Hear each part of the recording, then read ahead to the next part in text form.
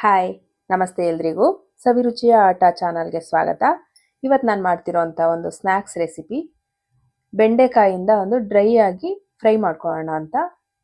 ತುಂಬಾ ಚೆನ್ನಾಗಿರುತ್ತೆ, coffee tea ಜೊತೆಗೆಲ್ಲ ಚೆನ್ನಾಗಿರುತ್ತೆ, ಇಲ್ಲ ಅಂದರೆ ಊಟದ ಜೊತೆಗೆ ನಂಚ್ಕೊಳ್ಳೋದಕ್ಕೂ ಚೆನ್ನಾಗಿರುತ್ತೆ, ಚಪಾತಿ ಜೊತೆ ಕೂಡ ತಿನ್ಬೋದು, ತುಂಬಾ ಚೆನ್ನಾಗಿರುತ್ತೆ. ಈ ಮುದ್ದೆ ಸಾರೆಲ್ಲ ಮಾಡ್ಕೊಂಡಾಗ ತಿಳಿ ಸಾರೆಲ್ಲ ಈ ರೀತಿ ಬೆಂಡೆಕಾಯಿ ಫ್ರೈ ಮಾಡಿಕೊಂಡ್ರೆ ತುಂಬಾ ಚೆನ್ನಾಗಿರುತ್ತೆ. ಹೇಗೆ ಮಾಡೋದು ಅಂತ ನೋಡ್ಕೊಳ್ಳೋಣ. ಅದಕ್ಕೂ ಮೊದಲು ಯಾರಾದರೂ ನನ್ನ ಚಾನಲ್ ಸಬ್ಸ್ಕ್ರೈಬ್ ಮಾಡದೆ ನೋಡ್ತಾ ಇದ್ದರೆ ಸಬ್ಸ್ಕ್ರೈಬ್ ಮಾಡ್ಕೊಂಬಿಡಿ. ಮೊದಲಿಗೆ ನಾನಿಲ್ಲಿ ಅರ್ಧ KGಯಷ್ಟು ಎಳೆದಾಗಿರೋಂಥ ಬೆಂಡೆಕಾಯಿನ ತೊಳೆದಿಟ್ಕೊಂಡಿದ್ದೀನಿ. ನೋಡಿ, ಎಳೆದಾಗಿದೆ, ತುಂಬ ಬಲ್ತಿರಬಾರ್ದು ಬೆಂಡೆಕಾಯಿ. ಈ ರೀತಿ ಪ್ರೆಸ್ ಮಾಡಿದ್ರೆ ಬೆಂಡ್ ಆಗಬೇಕು, ಆವಾಗ ನಮಗೆ ಎಳೆದಾಗಿದೆ ಅಂತ ಗೊತ್ತಾಗುತ್ತೆ. ತೊಳೆದಿಟ್ಕೊಂಡಿದ್ದೀನಿ. ಇದನ್ನೆಲ್ಲ ನೀಟಾಗಿ ಒರೆಸ್ಬೇಕು, ಡ್ರೈ ಮಾಡ್ಕೋಬೇಕು. ಇಲ್ಲಾಂದರೆ ಸ್ವಲ್ಪ ಹೊತ್ತು ತೊಳೆದ್ಬಿಟ್ಟು ಜಾಲರಿನಲ್ಲಿ ಇಟ್ಟರೆ ಡ್ರೈ ಆಗುತ್ತೆ. ಇದನ್ನು ಸಣ್ಣ ಸಣ್ಣದಾಗಿ ಪೀಸ್ಗಳನ್ನು ಕಟ್ ಮಾಡಿ ಇಟ್ಕೊಂಡಿದ್ದೀನಿ. ನೋಡಿ, ಈ ರೀತಿಯಾಗಿ ಸಣ್ಣ ಸಣ್ಣದಾಗಿ ಕಟ್ ಮಾಡಿ ಇಟ್ಕೊಂಡಿದ್ದೀನಿ. ಕಟ್ ಮಾಡಿ ಇಟ್ಕೊಂಡಾದ್ಮೇಲೆ ನಾವು ಇವಾಗ ಇದನ್ನು ಹುರ್ಕೊಳ್ಳೋಣ.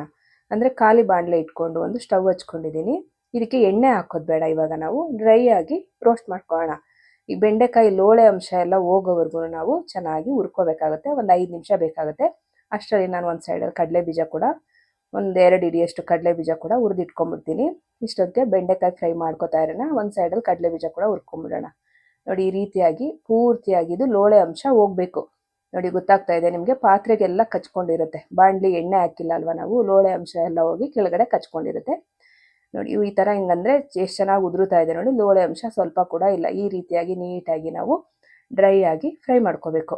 ಈ ರೀತಿ ಹುರ್ಕೊಂಡ್ರೆ ಸಾಕು ಬೆಂಡೆಕಾಯಿನ. ಇವಾಗ ಸ್ಟವ್ ಆಫ್ ಮಾಡ್ಕೊಳ್ಳೋಣ. ಕಡಲೆ ಬೀಜ ಕೂಡ ಹುರಿದು ತಣ್ಣಗಾಗಿದೆ. ತಣ್ಣಗಾಗಿರುವಂಥ ಕಡಲೆ ಬೀಜನ ನಾವು ಒಂದು ಮಿಕ್ಸಿ ಜಾರ್ ತೊಗೊಳ್ಳೋಣ. ಚಿಕ್ಕದೊಂದು ಮಿಕ್ಸಿ ಜಾರ್ ತೊಗೊಂಡು ಮಿಕ್ಸಿ ಜಾರ್ಗೆ ಕಡಲೆ ಬೀಜನ ಸೇರಿಸ್ಕೊತಾ ಇದ್ದೀನಿ. ಕಡಲೆ ಬೀಜನ ನಾವು ತುಂಬ ನುಣ್ಣಗೆ ಪೌಡ್ರ್ ಮಾಡ್ಕೋಬಾರ್ದು, ತರ್ತರಿಯಾಗಿ ತಿನ್ನೋದಕ್ಕೆ ಬಾಯಿಗೆ ಸಿಗ್ತಾ ಇರಬೇಕು ಕಡಲೆ ಬೀಜ. ಆ ರೀತಿಯಾಗಿ ನಾನು ಪೌಡ್ರ್ ಮಾಡ್ಕೊಂಡಿದ್ದೀನಿ. ನೋಡಿ, ಈ ರೀತಿಯಾಗಿ ಪೌಡ್ರ್ ಮಾಡ್ಕೊಂಡಿದ್ದೀನಿ. ಇದನ್ನು ಕೂಡ ಎತ್ತಿಟ್ಕೊಂಡ್ಬಿಡೋಣ. ಒಂದು ಬಾಣಲೆ ಇಟ್ಕೊಂಡಿದ್ದೀನಿ. ಬಾಣಲೆಗೆ ನಾನು 2 ಟೇಬಲ್ ಸ್ಪೂನ್ ಅಷ್ಟು ಎಣ್ಣೆ ಹಾಕ್ಕೊಂಡಿದ್ದೀನಿ. ಎಣ್ಣೆ ಕಾದ ನಂತರ ಸಾಸಿವೆ ಸೇರಿಸ್ಕೊಂಡಿದ್ದೀನಿ. ಸಾಸಿವೆ ಸಿಡಿತಾ ಇದ್ದಾಗೆ ನಾನು ಕರಿಬೇವಿನ ಸೊಪ್ಪು ಹಾಕ್ಕೊಂಡಿದ್ದೀನಿ. ಕರಿಬೇವಿನ ಸೊಪ್ಪು ಸ್ವಲ್ಪ ಚಟಪಟ ಅಂತಿದ್ದಾಗೆ 2 ಹಸಿ ಮೆಣಸಿನ್ಕಾಯಿನ ಕಟ್ ಮಾಡಿ ಹಾಕ್ಕೊಂಡಿದ್ದೀನಿ ಉದ್ದುದ್ದಕ್ಕೆ. ಇದಕ್ಕೆ ನಾನು 2 ಈರುಳ್ಳಿ ತೊಗೊಂಡಿದ್ದೀನಿ, ಮೀಡಿಯಮ್ ಸೈಜು, ಸಣ್ಣದಾಗಿ ಕಟ್ ಮಾಡಿ ಹಾಕ್ಕೊಂಡಿದ್ದೀನಿ. ಇವಾಗ ನಾವು ಈರುಳ್ಳಿ ಬಣ್ಣ ಚೇಂಜ್ ಆಗಬೇಕು, ಕಂದು ಬಣ್ಣ ಬರೋವರೆಗೂ ಫ್ರೈ ಮಾಡ್ಕೊಳ್ಳೋಣ. ಈ ರೀತಿಯಾಗಿ ಎಣ್ಣೆಯಲ್ಲಿ ನಾವು ಈರುಳ್ಳಿ ಬಣ್ಣ ಚೇಂಜ್ ಆಗಬೇಕು, ಹಸಿ ವಾಸನೆ ಎಲ್ಲ ಹೋಗ್ಬೇಕು, ಅಲ್ಲಿವರೆಗೂ ನಾವು ಈರುಳ್ಳಿನ ಹುರ್ಕೊಳ್ಳೋಣ ಎಣ್ಣೆಯಲ್ಲಿ. ನೋಡಿ, ಈ ರೀತಿಯಾಗಿ ಫ್ರೈ ಮಾಡ್ಕೊಳ್ಳೋಣ. ಅಷ್ಟರಲ್ಲಿ ನಾನು 2 ಒಣಮೆಣಸಿನ್ಕಾಯಿ ಕೂಡ ಹಾಕ್ಕೊಂಡಿದ್ದೀನಿ. ಇದರಲ್ಲಿ ಈರುಳ್ಳಿ ಜೊತೆಗೆ 2 ಹಸಿಮೆಣಸಿನ್ಕಾಯಿ, 2 ಒಣಮೆಣಸಿನ್ಕಾಯಿ ಹಾಕ್ಕೊಂಡು ಫ್ರೈ ಮಾಡ್ಕೊತಾ ಇದ್ದೀನಿ. ನೋಡಿ, ಈರುಳ್ಳಿ ಬಣ್ಣ ಚೇಂಜ್ ಆಗಿದೆ. ಇವಾಗ ನಾವು ಏನು ಹುರಿದಿಟ್ಕೊಂಡಿದ್ವಿ ಬೆಂಡೆಕಾಯಿ, ಇದನ್ನು ಕೂಡ ನಾನು ಸೇರಿಸ್ಕೊಂಡಿದ್ದೀನಿ. ಇದಕ್ಕೆ ಚೆನ್ನಾಗಿ ಒಂದು 3 ರಿಂದ 4 ನಿಮಿಷಗಳ ಕಾಲ ನಾವು ಹೈ ಫ್ಲೇಮ್ ಇಟ್ಕೊಂಡು ಕೈ ಬಿಡದೆ ಚೆನ್ನಾಗಿ ಹುರ್ಕೊಳ್ಳೋಣ ಬೆಂಡೆಕಾಯಿ ಕೂಡ. ಇವಾಗಲೇ ನಾನು ಸ್ವಲ್ಪ ಉಪ್ಪನ್ನು ಸೇರಿಸ್ಕೊಂಡಿದ್ದೀನಿ. ಅಂದರೆ ನಮಗೆ ರುಚಿಗೆ ಎಷ್ಟು ಬೇಕೋ ಅಷ್ಟು ಉಪ್ಪನ್ನು ನೋಡಿಕೊಂಡು ಸೇರಿಸ್ಕೋಬೇಕಾಗುತ್ತೆ. ಸ್ವಲ್ಪನೇ ಹಾಕ್ಕೊಳ್ಳಿ, ಏಕೆಂದರೆ ಇದು ಡ್ರೈ ಆಗಿ ಮಾಡ್ತಿರೋದ್ರಿಂದ ಗ್ರೇವಿ ಎಲ್ಲ ಏನೂ ಇಲ್ವಲ್ಲ, ಅದರಿಂದ ನೋಡಿಕೊಂಡು ಉಪ್ಪನ್ನು ಹಾಕ್ಕೊಳ್ಳಿ. ನೋಡಿ, ಈ ರೀತಿಯಾಗಿ ನಾನು 2 ರಿಂದ 3 ನಿಮಿಷ ಕೈ ಬಿಡದೆ ತಿರುಗಿಸಿದಾಗ ಇನ್ನು ಏನು ಇದರಲ್ಲಿ ಲೋಳೆ ಅಂಶ ಇರುತ್ತೆ ಎಲ್ಲ ಹೊರಟೋಗ್ಬಿಡುತ್ತೆ. ನೋಡಿ, ಈ ರೀತಿಯಾಗಿ ಉಪ್ಪು ಕೂಡ ಸೇರ್ಕೊಂಡಿರುತ್ತೆ, ಬೆಂಡೆಕಾಯಿಗೆಲ್ಲ ಉಪ್ಪು ಚೆನ್ನಾಗಿ ಹಿಡಿದಿರುತ್ತೆ. ಈ ಹಂತದಲ್ಲಿ ನಾನು 1.5 ಟೇಬಲ್ ಸ್ಪೂನು ಸಾಂಬಾರು ಪೌಡ್ರನ್ನ ಹಾಕ್ಕೊಂಡಿದ್ದೀನಿ. ಅಂದರೆ ಮಸಾಲೆ ಪೌಡ್ರ್ ನಾವು ಮನೆಯಲ್ಲಿ ಯಾವುದು ಯೂಸ್ ಮಾಡ್ತೀವಿ, ಈ ಮಸಾಲೆ ಪೌಡ್ರನ್ನ ಹಾಕ್ಕೊಂಡಿದ್ದೀನಿ. ನಿಮಗೆ ಮಸಾಲೆ ಪೌಡ್ರ್ ಇಷ್ಟ ಆಗಿಲ್ಲ ಅಂದರೆ ಸ್ವಲ್ಪ ಚಿಲ್ಲಿ ಪೌಡ್ರು ಮತ್ತು ಸ್ವಲ್ಪ ಗರಂ ಮಸಾಲ ಸೇರಿಸ್ಕೊಳ್ಳಿ. ಇವಾಗ ಇನ್ನೇನು ಸ್ಟವ್ ಆಫ್ ಮಾಡ್ತೀನಿ. ಇವಾಗ ನಾನು 2 ಟೇಬಲ್ ಸ್ಪೂನಷ್ಟು ಹಸಿ ಕಾಯಿ ತುರಿನ ಹಾಕ್ಕೊಂಡಿದ್ದೀನಿ.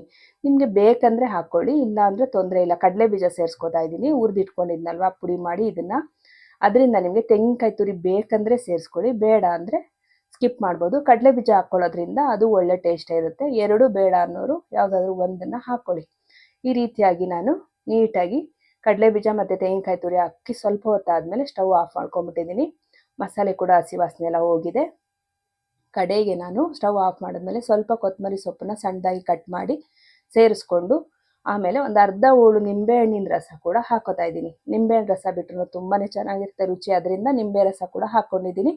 ಇವಾಗ ಒಂದ್ಸರಿ ಚೆನ್ನಾಗಿ ಮಿಕ್ಸ್ ಮಾಡಿಬಿಡೋಣ. ನೋಡಿ, ಈ ರೀತಿಯಾಗಿ ಮಾಡಿಕೊಂಡ್ರೆ ಪಲ್ಯ ರೆಡಿ ಆಯಿತು. ಇದನ್ನು ನಾವು ಮುದ್ದೆ ಜೊತೆಗೂ ಚೆನ್ನಾಗಿರುತ್ತೆ, ಸಾಂಬಾರು, ತಿಳಿ ಸಾರು, ಬೇಳೆ ಸಾರೆಲ್ಲ ಮಾಡ್ಕೊಂಡಾಗ ಪಲ್ಯವಾಗಿ.